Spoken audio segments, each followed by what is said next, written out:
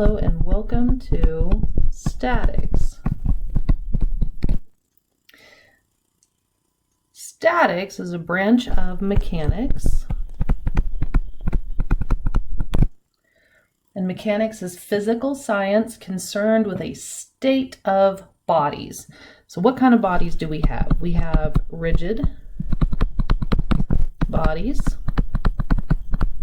we have deformable bodies,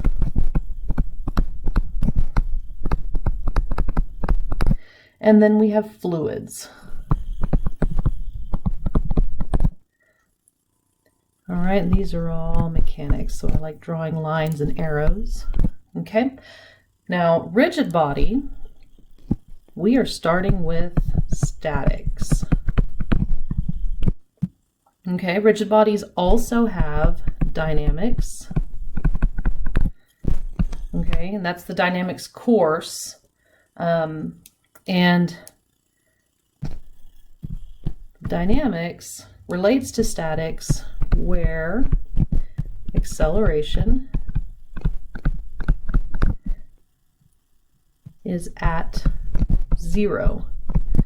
Okay, so this is just like dynamics, except we're not going anywhere. Okay, deformable bodies, that's where we're going to get into solids. Okay, and again, we have to have statics to get to solids because we have to know what's going on with the rigid body before we can start deforming it. Okay, and then also statics leads to fluids because we can statically and dynamically, by the way, analyze a control volume, right, and then relate that to the rest of the fluids. Important takeaway here is statics is the foundational mechanics course for the rest of your engineering career, and it's very important and good vocabulary. Lots of things we're going to learn here. Very, very important. Okay, we are based on Newtonian physics.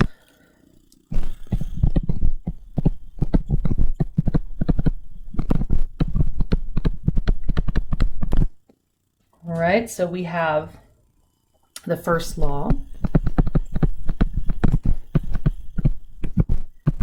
which is bodies at rest or in motion will continue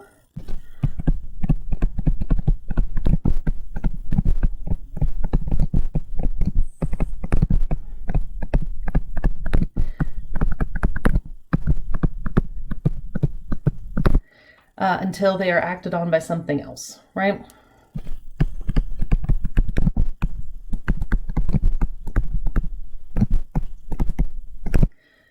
Okay, lots of times that's friction that slows things down. It's running into another body, or it's a force that causes it to move. Okay, that's the first law. Our second law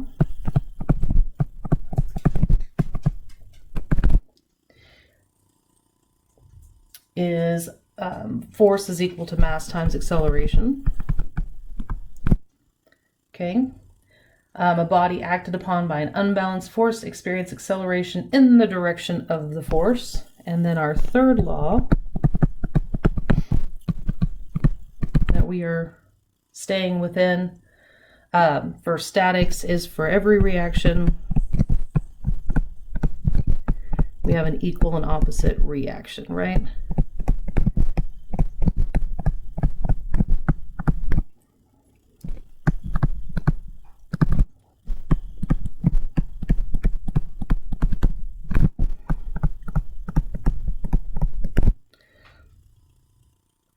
So for every reaction, I'll go with that.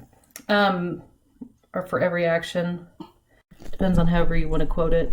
Anyway, this is the one that we see the most of in statics because we have a force acting on a body and then we have reactionary forces acting on that body that's keeping that body in place because we want, back up here, acceleration to be 0. Okay?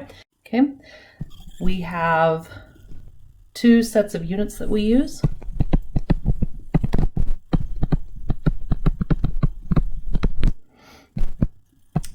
We have the U.S. customary. Okay, and this is where we see pounds force.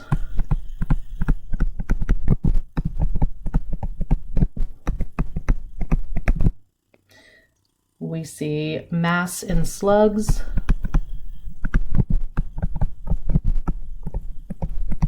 Okay, in this class, we do not have pounds mass and pounds force. There is only pounds force. And then if we ever are talking about mass in the US customary, it's going to be in slugs. And a slug, by the way, is equal to pound second squared per foot, if we have to do any conversions there. And then we have our length in feet and inches. Kind of crammed all that in there, feet and inches. We also have our standard imperial.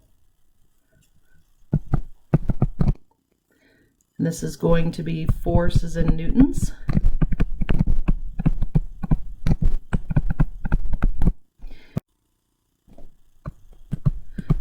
Mass is in kilograms.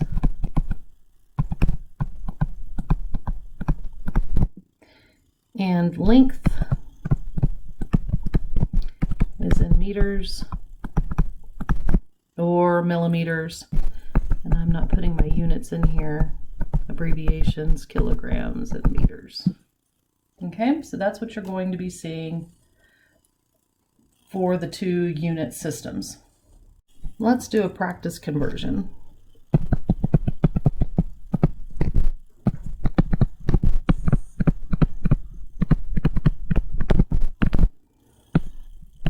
We are given, and by the way, in this course, I like the given find solution statements because you can organize your thoughts. You can even add assumptions later on. You'll be doing that a lot in fluids and dynamics. Assumptions have to be made.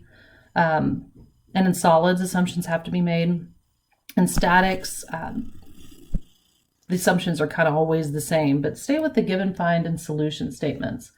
Okay, let's say we have a 14 slug mass, and we want to find the weight in US customary. That looks like a V. Let me try again.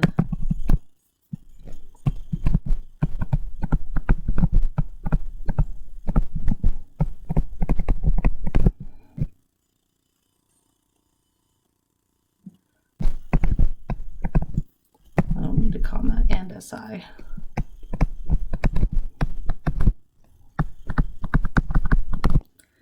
All right, solution.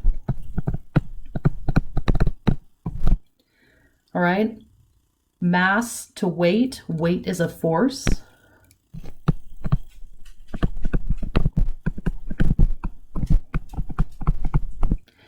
And force is equal to a mass times an acceleration. In this case, acceleration is going to equal to gravity, which we represent with a lowercase g. And since my mass is already in US, I'm going to use the US gravity. So that's going to be, let's see, weight is equal to mass times gravity. Gravity is equal to 32.2 feet per second squared.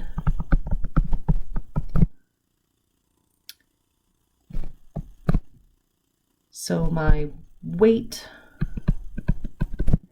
is equal to 14 slugs. And remember, slugs are pound second squared per foot times 32.2 feet per second squared.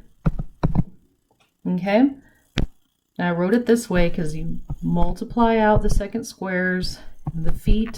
Okay, so that means we are left with 451 pounds in 3 significant digits. All right, so let's do a conversion from that to SI. So this is US.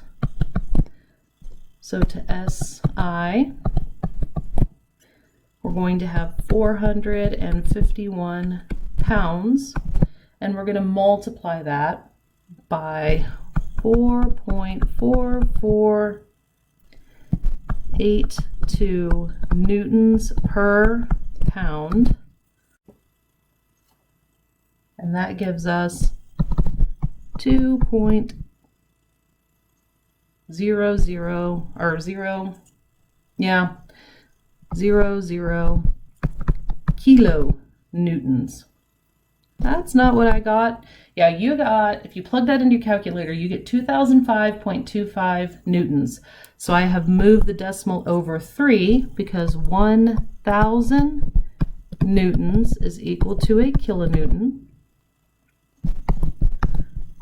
So that gives our number a little bit smaller and tidier there than putting up a big number.